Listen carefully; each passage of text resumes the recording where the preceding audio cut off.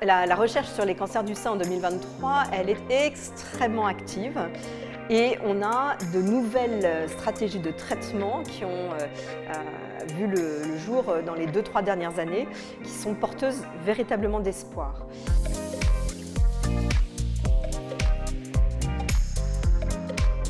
On sait qu'on a plus de 60 000 femmes par an qui sont touchées par un cancer du sein et ce chiffre n'a cessé d'augmenter dans les 15-20 dernières années. Ce chiffre qui ne cesse d'augmenter est en premier lieu en lien avec le vieillissement de la population. Il est donc en partie normal, cohérent, disons, d'observer plus de cancers du sein. Il y a un chiffre qui reste malheureusement stable alors qu'on aimerait le voir diminuer. C'est le nombre de patientes qui vont mourir des conséquences de leur cancer du sein. Et on compte 12 000 femmes par an. C'est la première cause de cancer chez la femme et la première cause de décès par cancer.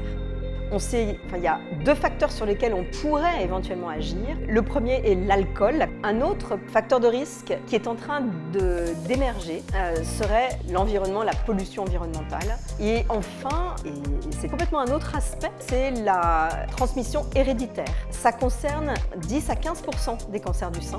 Un des grands progrès de la recherche des dernières années, c'est qu'on caractérise extrêmement bien les différentes formes de cancer du sein. Elle va parfois lentement, mais des petits pas amènent quelquefois des grandes découvertes. Donc à chaque forme, on voit émerger des nouveaux traitements qui vont être plus efficaces. Donc le grand message, c'est qu'il faut vraiment ne pas avoir peur d'aller se faire dépister quand on est une femme entre 50 et 74 ans. Une femme sur 9 qui est traitée pour une petite tumeur du sein est guérie.